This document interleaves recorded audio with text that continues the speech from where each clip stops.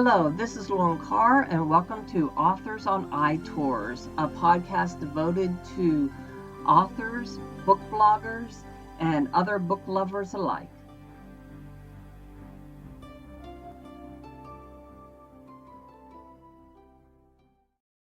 Hello, welcome back to Authors on iTours, and I'm Lauren Carr. Today, we are interviewing Larry Freeland, who is the author of the Legacy of Honor Trilogy series.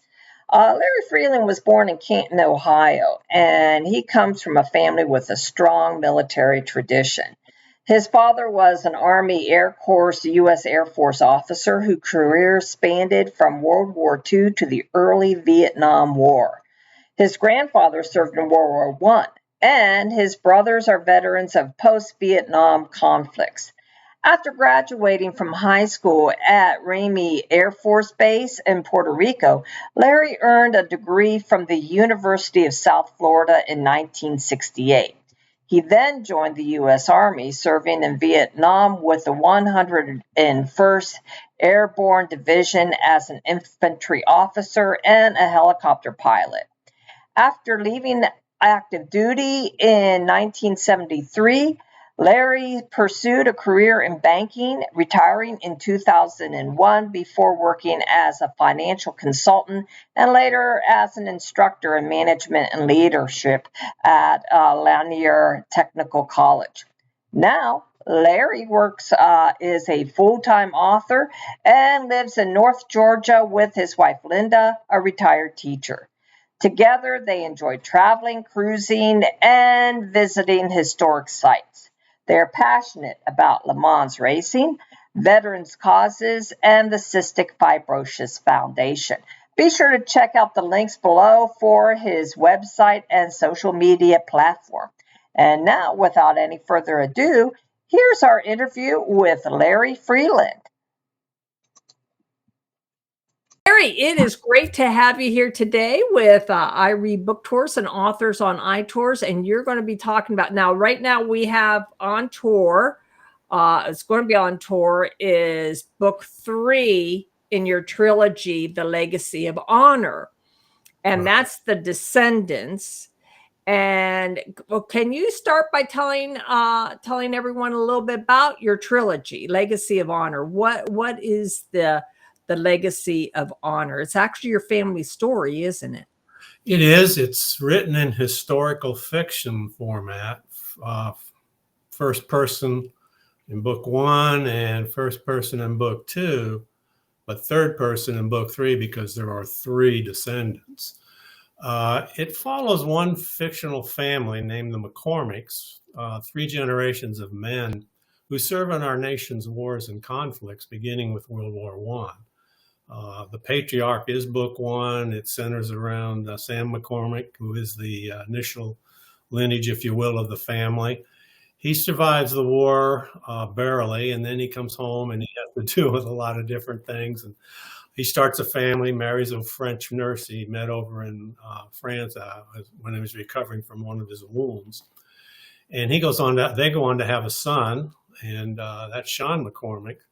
And he takes to flying. He loves flying, and he becomes a officer in the Army Air Corps in World War II, flies B-17s out of England with the 8th Air Force, survives, has many harrowing experiences, and then gets out. Korean War comes along, they pull him back in. He flies B-29s in Korea, survives that. And then he stays in and becomes kind of a confidant of General Curtis LeMay, who is the top officer for the Air Force in that period of time following Korea.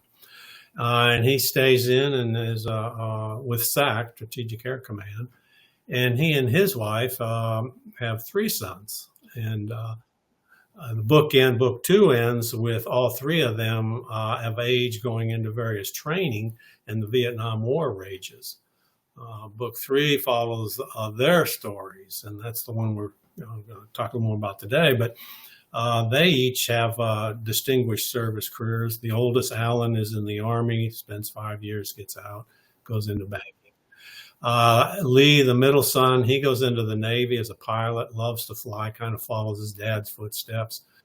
He stays in, and he sees a lot of action in our Middle Eastern affairs going into the early 90s and culminates in the first Gulf War.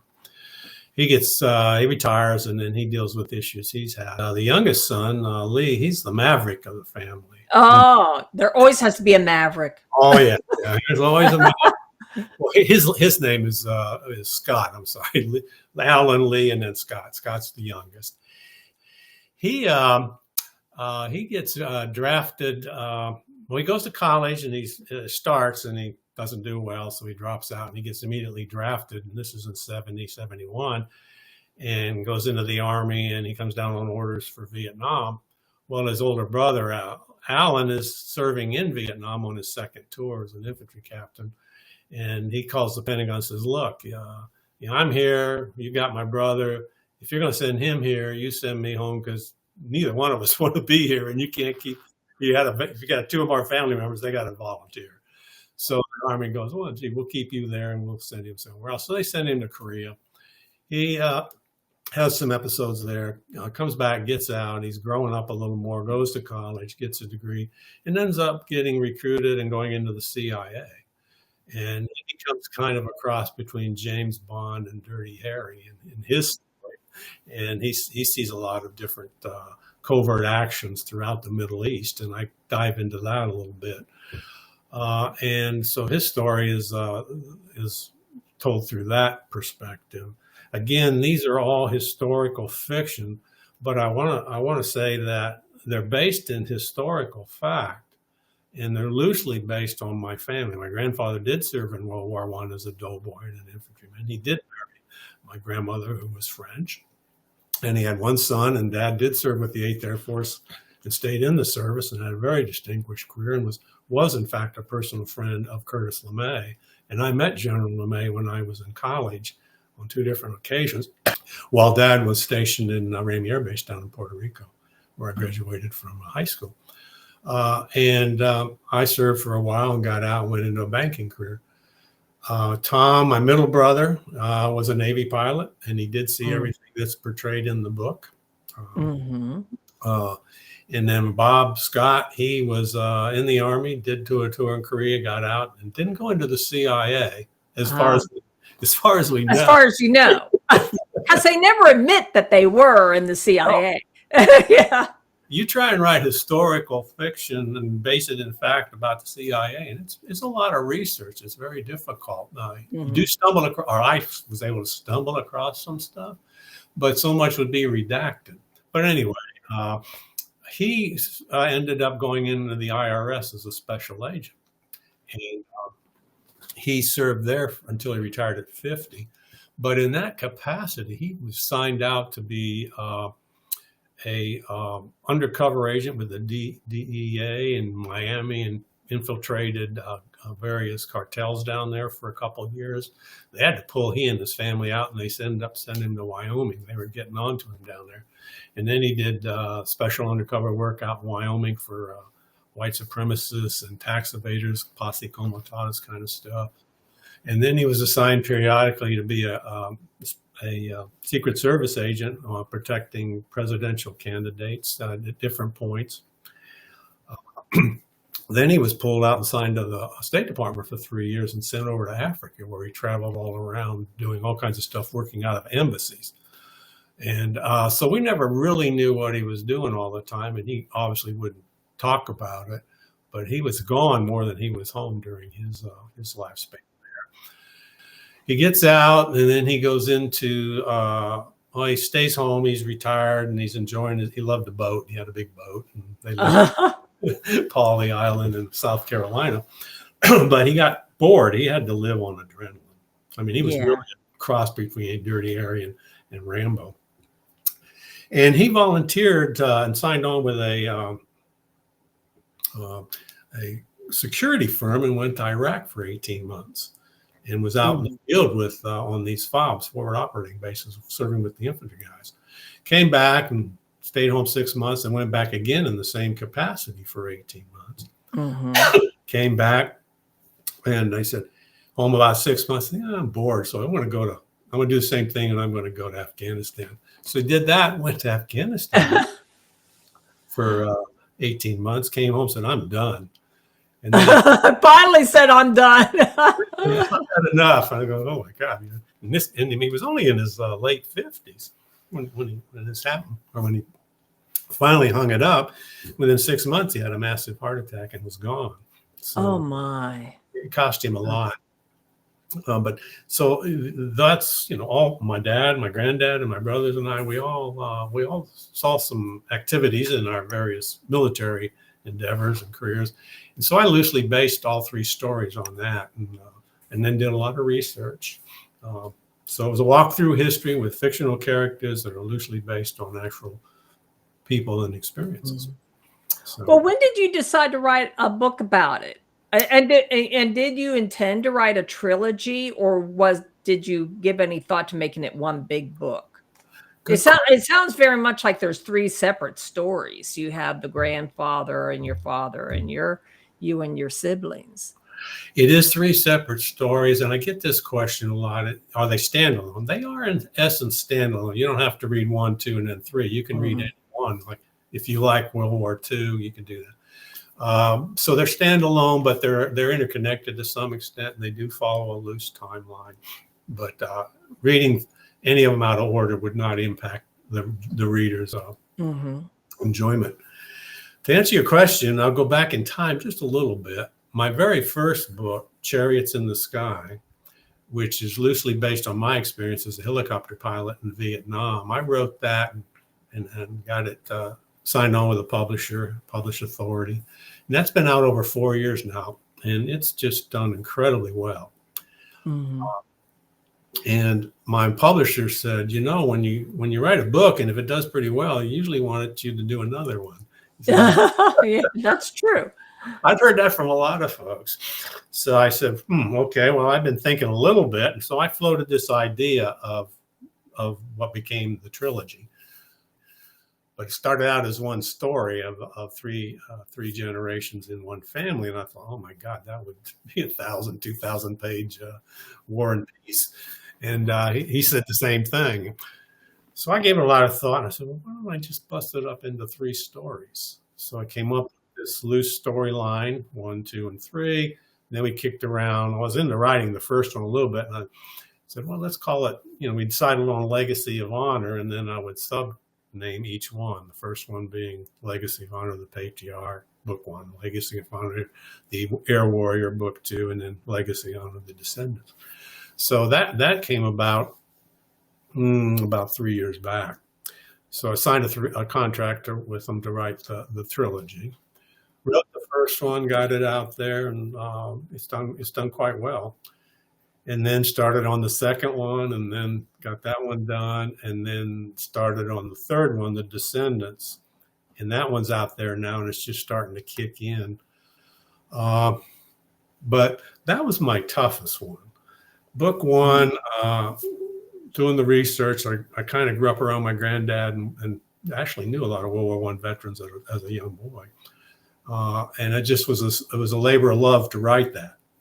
And then I was going to ask, how much research did you actually have to do? I mean, what is this totally from stories that your grandfather told you, or did you actually have to I mean, I would imagine maybe one story that you would have to research to get more details for it to bring it to life. Well, I had to do a lot of research, actually. I wanted to embed Sam McCormick, my fictional character, in history and have him on different battlefields and interact with some key figures. Not that they were buddies. His paths would just cross with them. And I have that in the book a little bit with Patton and Pershing, and he runs into Sargent in York in World War I, who was highly decorated American soldier of the war. So anyway, I just wanted to walk through that history and have them touch points to intrigue the writer a little more and educate them a little more if they weren't familiar with some of that background. So it's a walk through history in the early days, and I had to do a lot of research. And I wanted my characters and my dialogue and some of the stuff they were doing to kind of fit into the time period. You don't talk, and soldiers in World War I might have cussed, just an example. They might have cussed a little bit, but they didn't cuss like we did in Vietnam. It's a whole nother ball game. So I couldn't have my characters in book one going off the chart with their language, although they did have a few, they did have a few words, but they were a whole different breed, if you will. Same thing in World War II as an example. My father's generation, they cussed a little bit, and they could let it rip.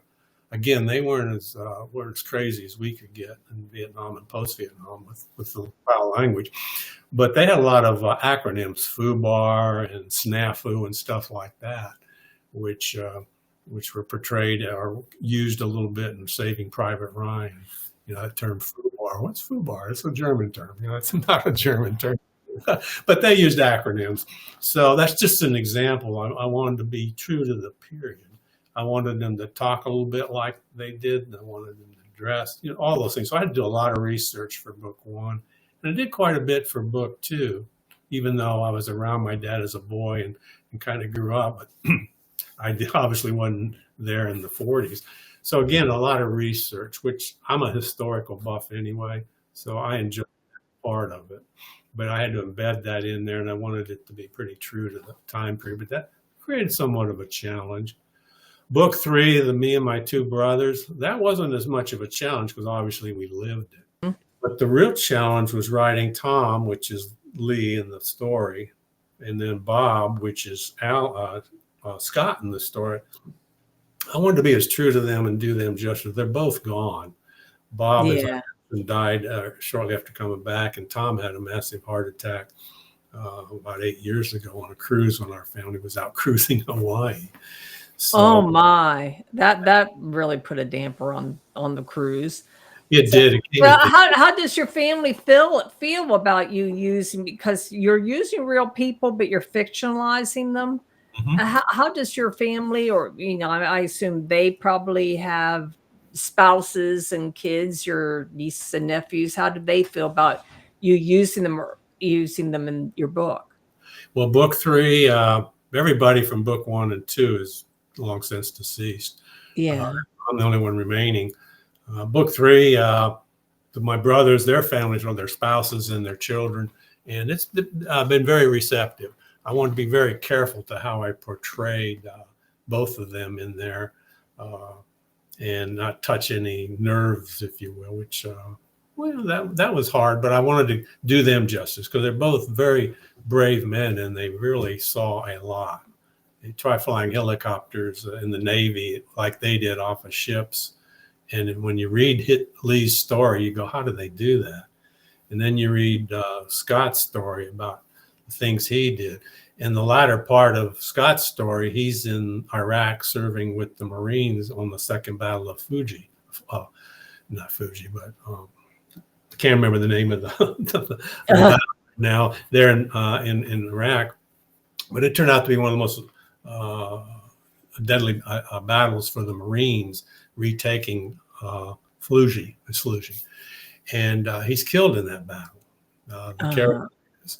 But he's embedded with the Marines, and the action is really what they endured. And he was out there with Army units doing that kind of thing, not the Marines. So he saw his share, and I wanted to be faithful to what he might have endured.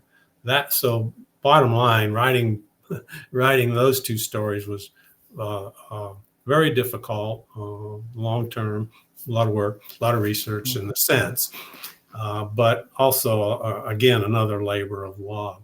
Now, how do I go about, that's the trilogy, but how did I write book three, The Descendants? Because it's a story about three characters. Mm-hmm. I've been writing all my books in first person because I wanted to put the reader right there with the character. And inside their head. Inside their head. As you know, third person is a little different, but I wanted to be able to do a little bit of that with each character. So I couldn't write first person for each one of them. So it's in third person. But what I decided to do, because I went back and forth, do I write one book about them and interact them at different points? Or do I ultimately, what I decided to do is write each of their own stories in the book. So The Descendants set up with three parts. Part one is the oldest brother's story, runs about 120 pages. Part two is the middle brother's story, and part three is the younger brother. And within each story, they're standalone stories. A lot of people say that's like reading three books. So there's a little interaction in each story between the brothers as they're going down their timeline, if you were a lifeline. But it is broken into 3 parts, and I just think it works really well together.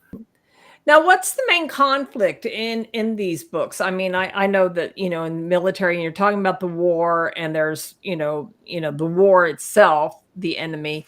But do you have any antagonists? What's the main conflict between the characters? Or is it an internal conflict, or is there an external conflict that they're dealing with besides the war? Yeah, that's a good question, because you need conflict of some kind. Yeah. One, it's kind of the first 60%, give or take, is actually in World War I in France. So really the main antagonist is the war and the effect on the men and what they have to deal with. When he comes back, the reception he gets in the United States surprised a lot of people. They just were turned loose to go back and take care of themselves. So World War I veterans had a tough time readjusting. And they were not very well, they weren't mistreated, but they were just forgotten very shortly after the war. Not taken care of. Exactly. There was no VA, there was no interest. And these men came back with shell shock, respiratory issues from the gassing, and digestive issues from the lousy food and the water and the living conditions in the trenches. So they had it rough. They had to kind of band together a little bit and try and help each other. So the latter part of the book, about 40%, deals with what my main character had to put up with and deal with and live through, if you will. So there are some antagonists there. One of them is the plant manager that Sam comes back and he ends up going into the steel industry and starts working his way up. But the guy that's the number 2 there is a real you-know-what, and he's picking on all the veterans pretty much. And Sam he's a big man and he don't take garf. So there's an antagonistic relationship there that comes to a head towards the end of the book. Was this a real person, or was this a character that you created? In that case, I created him because I did want to have some conflict. But my research and from what my grandfather and some of the people I knew from their world when they came back and what they dealt with, getting close all the way up in the late 30s. Was pretty real. I mean, the bonus army march, which is portrayed in the book in the early 30s, this is where over 12,000 World War I veterans descended on Washington, demanding that they be given their World War I bonuses that were supposedly proved in 1919, but weren't going to be paid to them until 1945. And all these guys are dying, and they're in the middle of the Depression, and they need money, and they descended on Washington to put some pressure on their representatives to give them their bonuses so they could go back and try and get along a little bit and help their families. But they were there for a good while, and they weren't getting anywhere. And finally, the president McKinley just said, I think it was McKinley, get him out of here. So he turned the army loose. He was a colonel then, full Colonel MacArthur, who was in charge of the army. His aide was Major Eisenhower, and Patton was a colonel in charge of a cavalry unit. And they descended on Washington and ran these guys out of there. They ended up burning all their shanty towns, and a lot of the veterans got hurt, gassed. Some of their family members got hurt. So it was a very disgraceful 24 hours in our history that culminated in the bonus, depending on who you listen to, bonus massacre or whatever. But so that was a part of our history that people have read that book and said, I never knew that. And so that's embedded in there. Then there's the little steel strikes from 1930, which are actual facts. A lot of steel workers got beat up or killed by thugs hired by management of steel companies to break steel strikes, and because the steel workers were trying to unionize and get better conditions and all. And that's historically true. And I put my characters in the middle of that. So that set the stage for the final conflict between Sam and the number 2 guy at the steel plant he worked for there in Canton, Ohio. So there's history there, and that was one. Book 2, yeah, there is a protagonist there. Sam and one of the guys he flies with early in the book on B-17s on missions. For whatever reason, I can't get into that, but for whatever reason, this fella he suffers from flak.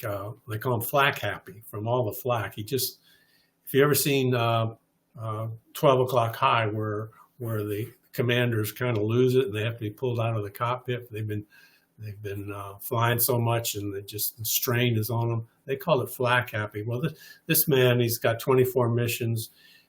Sam is early in his flight missions. He's on number 7 or 8. Anyway, this guy has some PTSD right in the cockpit, and he loses it. So Sam's got to take over and save the airplane, if you will. And for this guy, when he finally recovers, he harbors grudges against Sam, and their careers kind of parallel. And then all of a sudden, Sam's takes off and his doesn't, and they bump into each other at different points in the story of Strategic Air Command. And they finally have a big scene there towards the end of the book. So there is a protagonist there. Mm-hmm. I mean, yeah, antagonist. Antagonist. Yeah, protagonist is your family, your father, and your grandfather. Yeah. So they have some run-ins at different points in the book, which adds a little bit of flavor to it. But again, the main thrust there is the war, and then the stress of Korea flying in 29, and then the stress of SAC, Strategic Air Command, and the building of it. So and how that impacts the main characters and their families. And in book 3, there's really no specific antagonist, if you will, for any of the 3 brothers. It's more their individual lives and what they're doing and the situations they're put into, how it impacts them, and what they have to deal with through their own military command and the stuff they bump up against, and sometimes the sheer craziness of it all, or why are we really doing this? We're not accomplishing anything. We're throwing men and women at it and nothing's happening. So the real antagonist in those stories is more the military infrastructure and the political leaders that put us in these situations. They don't deal with them. They just put men and women into them, and they've got to work their way through them and try and survive. So that's the kind of the antagonist in each of those storylines. Again, back to the overall arc of the whole trilogy is how America respects, treats their veterans and their military families, and throughout history, at least of that 100 years. It's surprising how we've had periods where we just didn't do much. I'm a Vietnam vet, and as we all know, we didn't probably get treated the best during the latter part of the war when we came home for many years. But it's surprising that guys in World War I did get treated well post-World War I. I'm surprised by that. Yeah, because I thought that they were considered great heroes, just like the heroes who came back from World War II. Same idea. These fellows were World War II. There was a concerted effort, and I bring that up in the book, to treat these men and women that are veterans of World War II better than they did in World War I, because they acknowledged they didn't do it. Uh-huh. Things like the VA are established, college education programs, the VA housing program, and every man and woman that served in World War II got a monthly check for a year that helped them get through adjustments. So there's a lot of effort to help them adjust in post World War II, to their credit. But still, a lot of men just you can't go into combat and not have issues. You may not get wounded, but mentally you carry stuff with you the rest of your life. So they didn't know how to deal with that, and we still don't know how to deal with that. Yeah. Now, how long did it take you to write the trilogy? And did you actually write the trilogy and then break it into 3 books? Or did you set out, I'm going to write this book 1, and then I'm done with that in book 2? Or did you write the whole thing at once and then break it up? Good question. I wrote it one at a time. I did do an overarching outline, if you will. Book 1, book 2 loose, book 3 loose.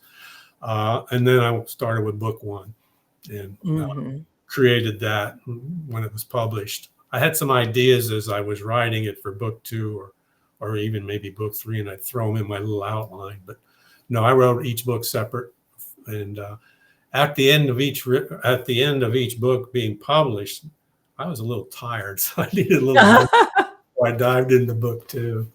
And then same thing with book 3. And at the end of book 3, I just went, holy cow, I need to rest. So that's why there's not going to be a 4. Not that, and the story's over, basically. Yeah, I'm writing a new book. I've been well into that now, and it's called The Bottom Line, and it's a modern day suspense thriller, criminal. Well, so you're going strictly into fiction with the next book. Yeah, strictly fiction, suspense thriller, financial world set here in Atlanta, current day. And I'd had that idea for a long time, and call it The Bottom Line, and I've been having a lot of fun with that. And that concludes today's episode of Authors on iTours. This is Lauren Carr, and thank you very much for stopping by. If you enjoyed today's episode, then do be sure to like and subscribe so you can receive notifications of episodes every time we upload. Thank you very much for stopping by. In the meantime, happy reading.